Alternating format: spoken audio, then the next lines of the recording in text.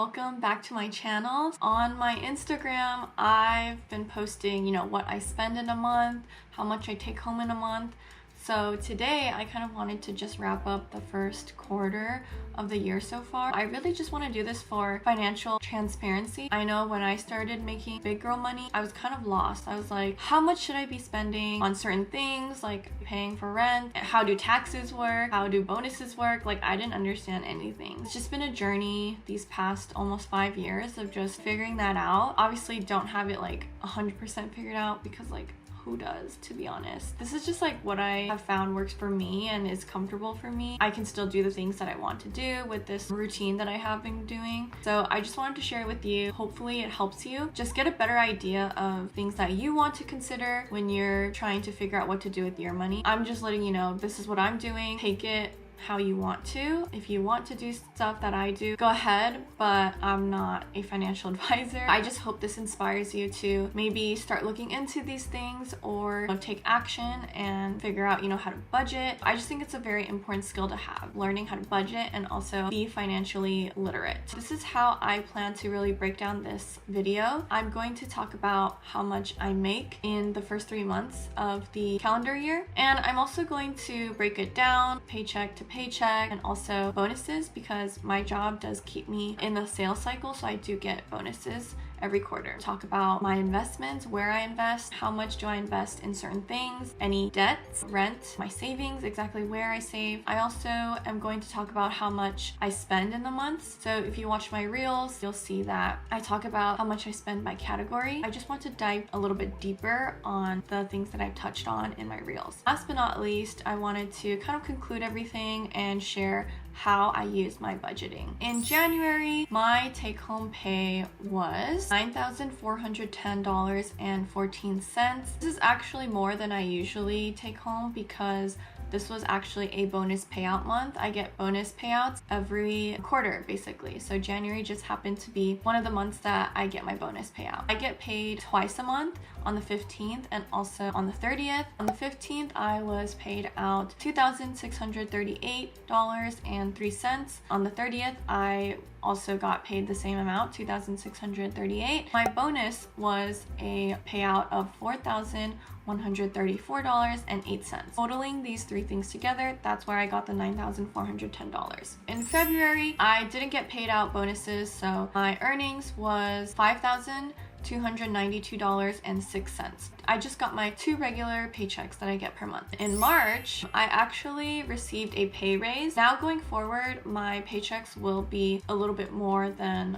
the ones that I got in January and February. My total take-home pay was $5,995.62. This next section, we are talking all things investment, but just as a disclaimer, I'm a very simple girl. I don't day trade. I don't do anything complicated like that because I just don't have the patience, and then I'm also a very risk averse person, so I don't invest in individual stock. That's not my main thing. First off, I want to talk about my retirement investments. I do have a 401k through my employer. I was contributing 14% of my paycheck pre-tax to my 401k. This has been the same for January, February, and March. Starting April, I believe, or maybe May, I actually changed it. So when I do Q2, I'll talk about exactly what changes I made. For other retirement things, I also contribute to a Roth IRA. That's kind of changing this year. I think I'm getting a little close to the income bracket where you can't max out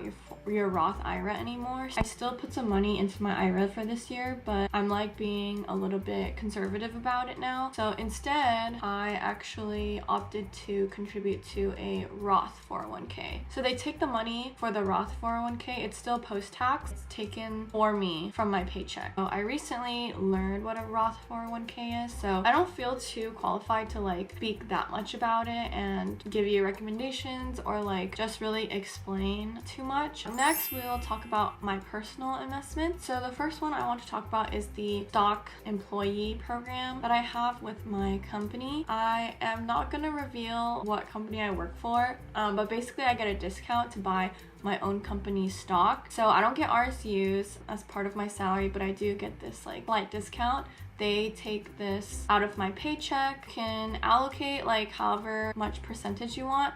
I think mine's pretty low right now. It's like in the 1 digits. Pretty risk averse and conservative when it comes to stock, though I didn't want to like put too much, but I did want to start doing that. So I have a Vanguard account, and that's where I do my personal investment. The only kind of investments that I make on there are through ETFs. That's what makes me most comfortable to actively invest. So I just figured, you know, that's better than not doing anything at all and being paralyzed by decision paralysis. So ETFs, index funds, that's my go-to. And if you want another video about like what I personally invest in, it's nothing crazy. Like I kind of just pick like more basic index funds that have historically done well. That's pretty much my investment category and how I do that. In January, I spent $936.27 on my investments. For February, I invested $1,337.50. $1,375 in March.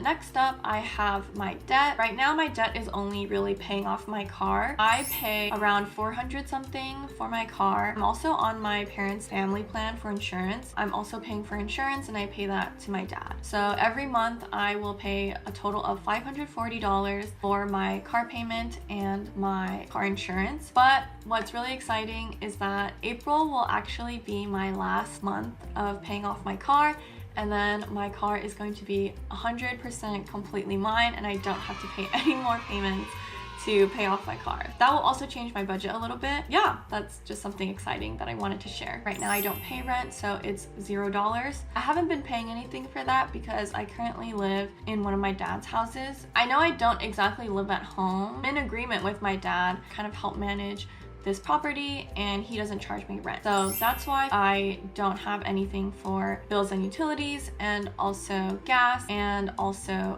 rent. So that's my explanation why. I do feel very blessed to be in this situation. So I am saving pretty aggressively because I'm not paying money for rent. And then lastly, my savings. So every month my savings kind of differs a little bit, especially depending on, you know, how much I have in my checking account, or if it's a bonus payout month, then obviously I'm going to save more than a non-bonus payout month. I am really only using a high yield savings account. The high yield savings account that I use is Wealthfront. I've been using it since 2020. I had no problems with it. I love the UI. It's really easy to move money in and out. I can also link my different accounts, and I can kind of see overall, you know, what's my net worth, how much money do I have total. So for January, I saved $4,800. February, I put away $800, and that is very standard. That's the minimum that I do every month. I actually put $2,800 into my high yield savings account. I just noticed that in addition to making more money this month because of my pay raise, I also had some like extra money in my checking account. I don't like to have too much money in my checking account, so I was like, okay, I'm just gonna move it to my savings account now. So for our first category, that's going to be food and drink. It's mainly just like eating out. I forgot to mention this, but in January, I spent $2,685.61 total. In January, I spent $461.77. I was actually in Ohio for part of it, visiting my boyfriend. When we're together, I always pay for our food. So when I'm with him, my food and drink expenses tend to go up because I am paying for another person. So groceries was $583.16. Again, also pretty high. I usually do not spend that much based on my budget. It's because I went on a Costco run. If you've ever been to Costco, you know that you do not leave Costco with a receipt less than $100. I'm sure that's possible, but it just happens very, very rarely. That one Costco run alone was $210. So that was basically like half of my grocery expense for the month. Our next category is going to be shopping. I spent $130.86. Next category is travel. This might sound a little bit scary, but I spent $946.99 on travel in January. Even hearing that myself, I'm like, oh my god, that's so freaking high. I spent $450 paying for an Airbnb for me and my boyfriend. That alone was half of the travel expense, but that was also a gift for his birthday. I also paid for another Airbnb for a bachelorette trip that happened in February. We did stay at a pretty nice Airbnb. I didn't even pay for anyone else. It was just me, and that alone was $364. So that just explains a lot of the travel expense, and that's why it was so high. Next, we have health and wellness. I kind of already know what goes into this every month. It's pretty normal for it to be $540. That is because I have a Pilates membership, so I pay that every month, and it is not the cheapest thing in the world, I will say. It is $229 every month. It is an unlimited membership, so I get to take as many classes as I want in a week. And I think it's worth it because it's literally the only type of exercise that I've been able to stick to consistently. In my book, it's 100% worth it, even though the price is very steep. Another thing that I have monthly recurring right now is my nutrition coach. So I've been working with a nutrition coach since last June. Every month for a year, I've been paying $219. Those two alone backs up a bill. Every time, I see around 500 in that health and wellness category, I know that that's pretty accurate. So the next category is bills and utilities. I haven't been paying anything for that. So gas, I don't pay anything because I do drive an EV. I also have EV charging at home, and that's for the utility bill, electricity, so I don't pay for that currently. Next, we have gifts. For January, I spent $20 on the gift. The next category is automotive. Any car expenses, I would put that in here. So for this month, I didn't have any, so it was $0.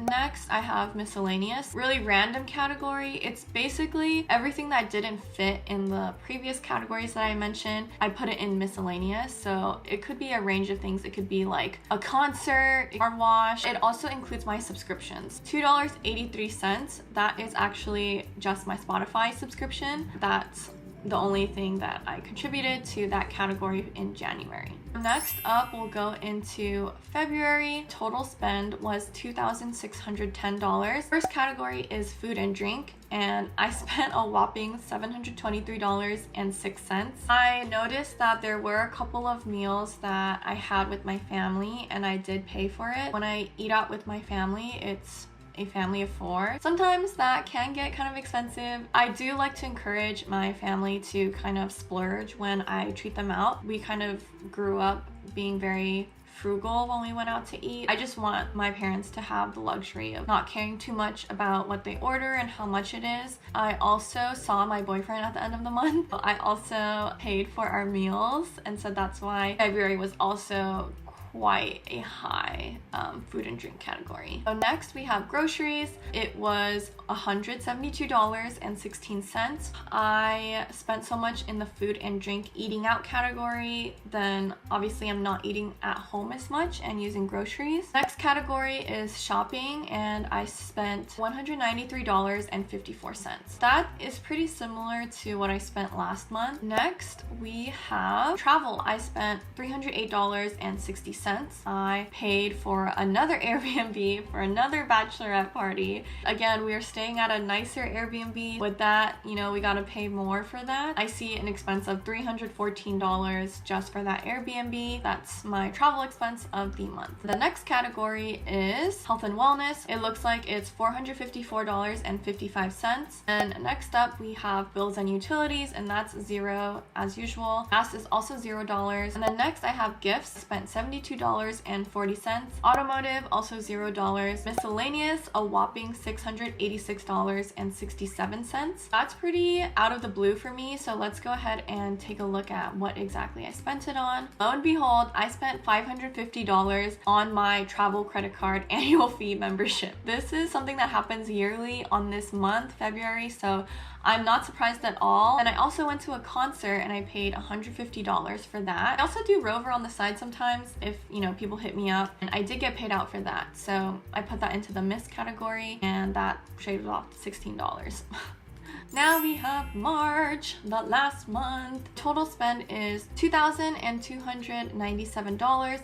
So our first category is food and drink, eating out. I spent $453.26. I think it's reasonable. It's not as high as February, thank God. I did travel to Texas for a bachelorette party. We ate out every meal while we were traveling. I know that when I got back, I did dial back on eating out because I knew I had spent so much. Next category is groceries, which is $293.08. Next, we have shopping. I spent $338.74, which is higher than normal. I did shop quite a bit. There's a lot of Amazon. I got some matcha bowls for me and my friend, and that alone was $60. But it was handmade, so I'm like, I love to support. Some Target runs. March was a very spendy month for shopping. Next category, which is travel. Ooh, this year travel is a doozy. Travel for this month was $1,013.22. Okay, there's a couple things. Okay, there's actually a lot of things. I was paying back people from the bachelorette party that I went on. I put all of that under travel. We also rented a car, but I also booked a trip with my family that's coming up. We're going on a cruise, so I paid $500 for the cruise, and then we need to fly to the port. That was round trip $260. I booked another flight that was $246.14 for an upcoming trip in Asia that's happening at the later half of the year. That's why my travel category was so high in March. Next, we have health and wellness. Oh, this month kind of hurt, but I spent $802 in addition to my membership and my nutrition coach. I also went to the dentist a couple times. I don't know, man, even with insurance, dental can be quite expensive sometimes. I paid $190 for my first visit. It was for my cavity filling. I thought that was it for the month. Later that month, I got like a gum irritation. I don't know, it was just hella swollen, and I was like freaking out because it was kind of painful and also uncomfortable. I went in last minute to get it checked out. They did some like cleaning. I don't really know what they did. I had to pay $164 for that, and that's why March was like kind of expensive in this category. Next, we have bills and utilities. I have a profit in this category. Profit of $733 because I did my taxes, and I actually got some money back from my federal taxes, and so I just put it in this expense, bills and utilities. I didn't really know where else to put it, so that's why I actually made some money back. This is just kind of a surprise. You never know what you're gonna get with the government and taxes, I feel like. Next category is gas, which is $0 as per usual. I also have gifts as my next category, and I spent $22 on that. I don't really care. I probably just got a gift for someone, or I paid for someone's meal. Next category is auto, so that is also 0 as usual. Also have $107.82 for miscellaneous. In addition to my Spotify subscription this month, okay, I see what I have. I got my ears pierced in March when I was on that bachelorette trip. That was $90. When did ear piercing get so expensive? Because like the last time I got my ears pierced, it was like almost a decade ago, so I'm sure it was a lot cheaper then, but I was just kind of shocked that it was $90, but it's fine. I also had to pay $15 to file my state taxes. I put that under miscellaneous as well. That wraps up how much I spent in the past 3 months. Whew. Okay, so the last section here is how am I using this budgeting to my advantage? Like, what am I really getting out of it? And why is it so helpful to me that, you know, I keep doing it every month? It 100% helps me understand my spendings more. You saw that I get to break it down by category. Instead of being really confused about where my money is going, I get to see more on this category or less on this category. With that data, I can then perform actions on that. So for example, I noticed that last year I spent way more than I wanted to on eating out. This year I am making it a goal to eat out less, but in order to eat out less, I have to spend more money in the groceries category. Without my budget, then I wouldn't have realized that this is actually something that I want to change. It's just being in control of my finances that I really like about budgeting. Budgeting gives me the power to do so.